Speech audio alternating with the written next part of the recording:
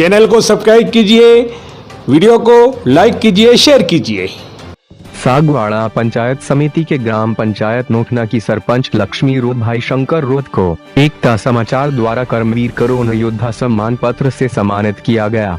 Corona की इस महामारी में पूरी ग्राम पंचायत में मास्क वितरित करने, गांव में सैनिटाइजर का छिड़काव कराने, प्रवासी मजदूरों को मनरेगा से रोजगार दिलाने के कारण किया गया सम्मानित। नोखना इससे पूर्व ग्राम पंचायत काहेला में थी एवं वर्तमान में इसे नई ग्राम पंचायत बनाया गया है। ग्राम पंचायत काहेला से इससे पूर्व शंकर रोध 2015 से 2020 तक सरपंच रहे हैं एवं वर्तमान में नई ग्राम पंचायत नोखना से इनकी पत्नी लक्ष्मी रोध को सरपंच बनाया गया है।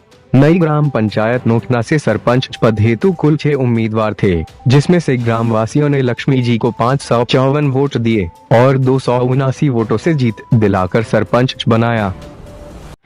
नमस्कार दोस्तों, एकता समाचार में आप सभी का स्वागत है। आज हम आपको ऐसे सरपंच से मुलाकात करवा रहे हैं, आपसे रूबरू करवा रहे हैं एकता समाचार के माध्यम से, जिन्होंने अपने क्षेत्र में काफ़ी अच्छा कार्य किया। इससे पूर्व में भी हमारे भाई शंकर जी यहाँ पे काहेला के सरपंच रहे, जिनके कार्यकाल में ये जो डामर रोड आया है वो डामर रोड भी इनकी बदौलत है। यहाँ पे जगह जगह सीसी रोड करवाया, यहाँ पे भवन लाए, सांसद कोटा का हो या विधायक कोटा का हो, सभी से इन्होंने लाया। आज इनका सम्मान है। कोरोना वायरस था, लॉकडाउन था, सभी अपने घरों में थे, ऐसे में हमारे यहाँ पे सैनिटाइजर का भी इन्होंने छिड़काव करवाया, मास्क बांटे और किट बांटे, गरीब जरूरतमंदों को किट दिए। इसके उपलक्ष्य में इनका आज सम्मान है। हमारे अतिथि 2 महानुभाव आपके सामने है, इनके हाथों से। वैसे आपका परिचय क्या है? गंगाराम रोध नोखना। हाँ, गंगाराम जी मुख्य अतिथि आज हमारे कार्यक्रम के, जिसका हम आज लक्ष्मी रोध साहब का हम सम्मान कर रहे हैं। दादा तुम्हारा नाम है?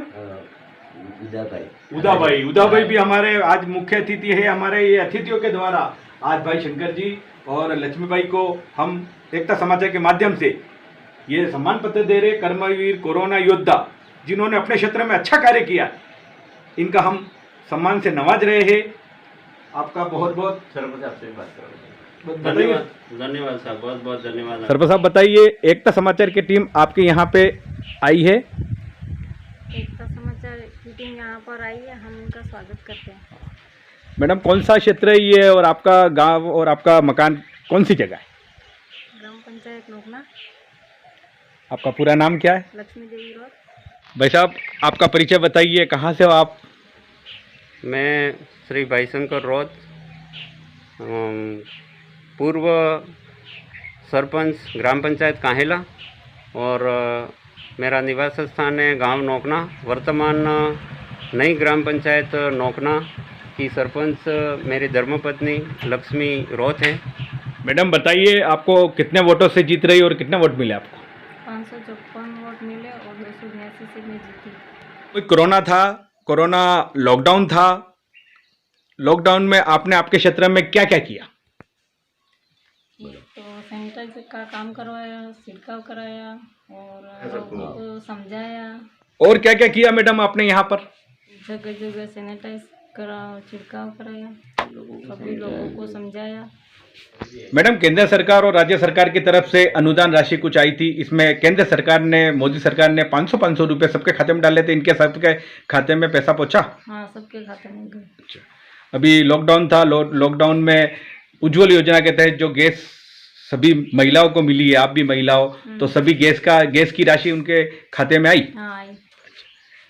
सरपंच साहब, यहाँ पे लॉकडाउन था, राशन सामग्री बांटी या मास्क बांटे, इसके बारे में थोड़ा बताइए। मास्क तो 550 बांटे जी, और सैनिटाइज का छिड़काव कराया और राशन सामग्री 82 भामाशाह द्वारा 82 लोगों को। 82 लोगों को। और मैडम, नरेगा चल रहा था, नरेगा में अपने यहाँ पे प्रवासी जो बाहर से आए थे, अहमदाबाद से, ऐसे लोगों को रोजगार दिया गया? हाँ, दिया। नरेगा के तहत। तो साहब, आपके यहाँ पे 3 माह तक लॉकडाउन था, सभी अपने घरों में थे, तो यहाँ पे गेहूं बांटे गए? हाँ, बांटे गए। मकाई बांटी सिंचाई के लिए? मकई भी बांटी, टीएडी मत से जो मकाई आई थी, हाँ, और चने की दाल। हाँ। मैडम, सरकार से क्या मांगे आपकी? नरेगा में 100 दिन है तो 200 दिन की मांगे। और मानदेय राशि कितनी मिल रही है अभी यहाँ पे? 180, तो आपकी क्या मांगे? पब्लिक क्या बोल रही है आपसे, क्या क्या चाह रही है? 300 रुपये। 300 रुपये की। सरपंच साहब और क्या मांगे आपकी? जो बुजुर्ग हैं उनकी पेंशन है वो 500 है, वो 1000 होनी चाहिए, और 1000 है उनके 1500 होनी चाहिए। बहुत अच्छी बात बताई हमारे सरपंच साहब ने कि भाई जहाँ पे यहाँ पे जो पेंशनधारी है, जो पेंशन के लिए सरकार से उम्मीद लगाए बैठे हैं, इनकी पेंशन राशि भी बढ़ाई जाए, है ना? जी बताइए, आपके यहाँ क्षेत्र में क्या क्या कार्य हुए लॉकडाउन के तहत? लॉकडाउन के तहत हमारे यहाँ ग्राम पंचायत नोखना में हमने सभी सार्वजनिक स्थानों पर सैनिटाइज करवाया, और जो भी प्रवासी बाहर से आए उनको हमने जिनको होम क्वारंटाइन करना था उनको होम क्वारंटाइन किया, जिनको बाहर जिनके व्यवस्था घर पे नहीं थी, साइड में अगर रहने की व्यवस्था नहीं थी, उनको हमने सीनियर स्कूल ग्राम पंचायत नोखना सीनियर स्कूल में उनको रखा, और उनकी वहाँ पे हमने खाने पीने की व्यवस्था करवाई। और जो लोग बाहर से आए थे उनके लिए आस पड़ोस के घर वालों से, आस पड़ोस वालों से भी हमने पूरी पाबंदी लगाई कि आपको नियम से रहना है और 14 दिन तक इस नियम का पालन करना है। इस तरह से सभी लोगों को समझाया गया।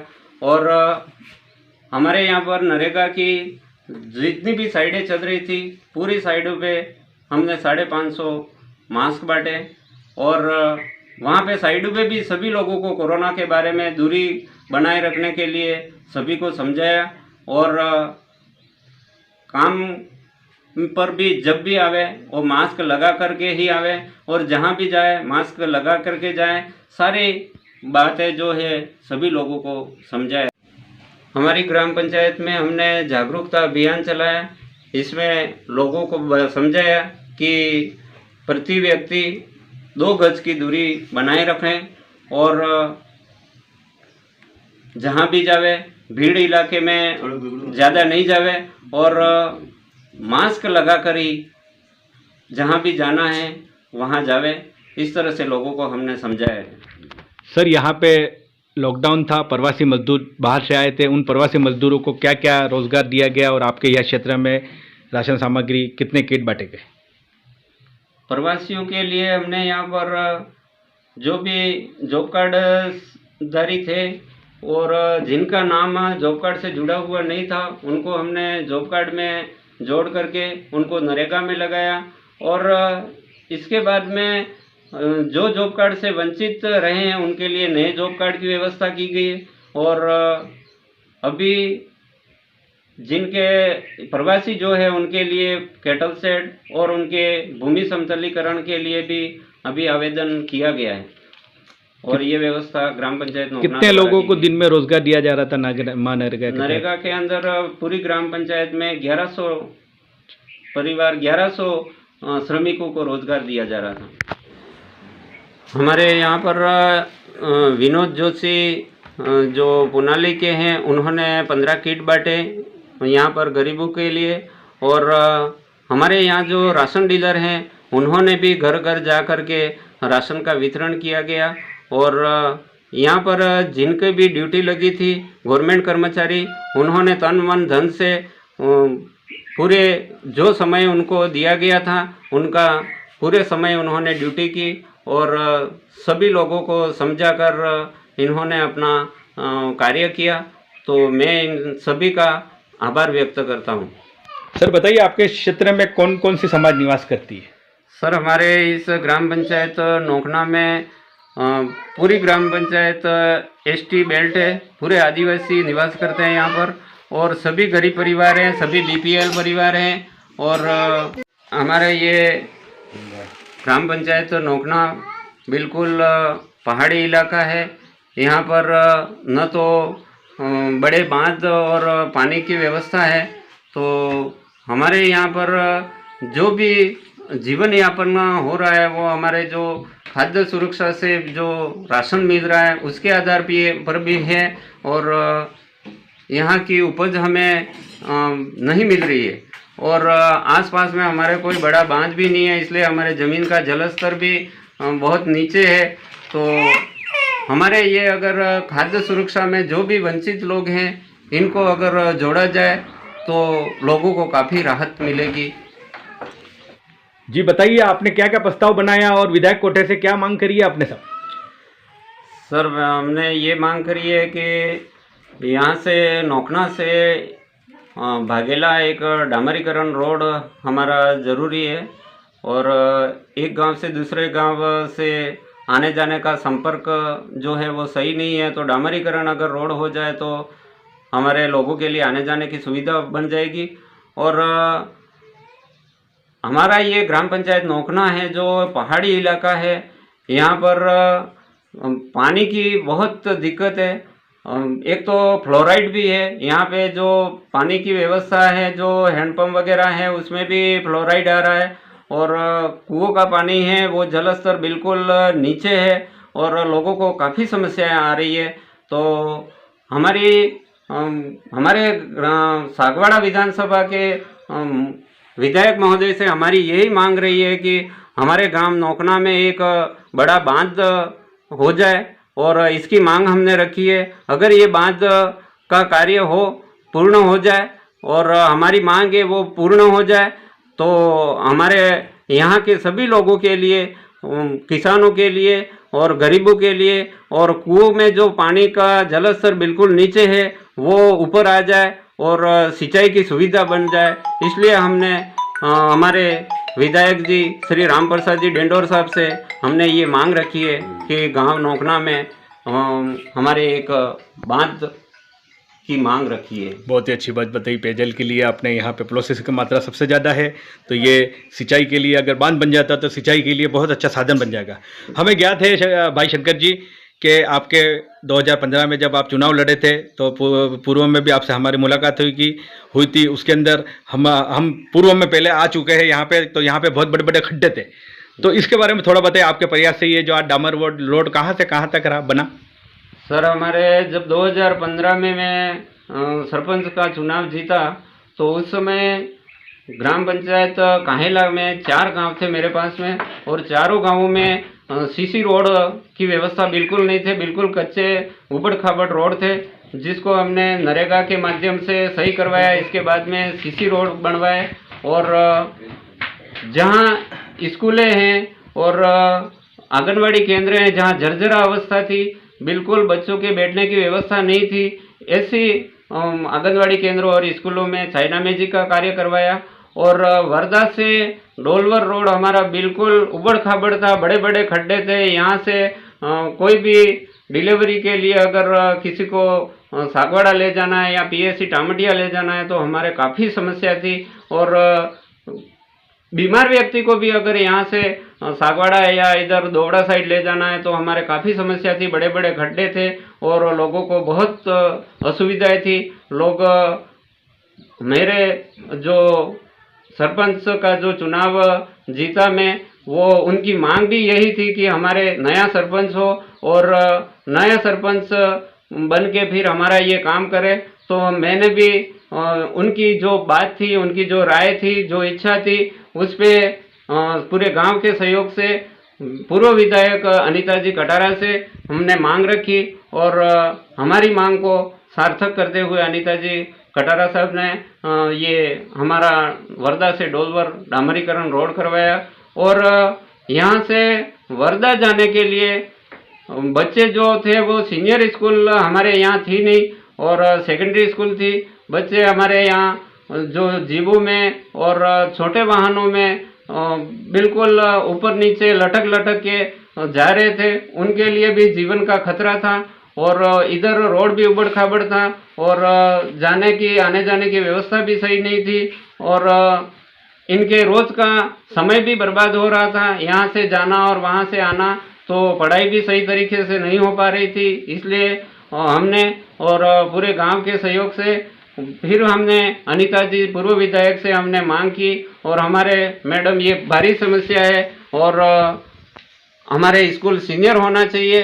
तो अनीता मैडम ने हमारी बात रखी और इन्होंने सीएम वसुंधरा जी से बात करके और स्पेशल रूप से कि हमारे ये नोखना गांव है वो इस तरह से है कि 8-9 किलोमीटर बच्चे जो लटक लटक के स्कूल में पढ़ने जाते हैं, दुर्घटना का कारण बना हुआ है, तो कभी भी बड़े हादसे हो सकते हैं। तो उन्होंने जयपुर से मांग करके और हमारी सीनियर स्कूल नोखना करवाई।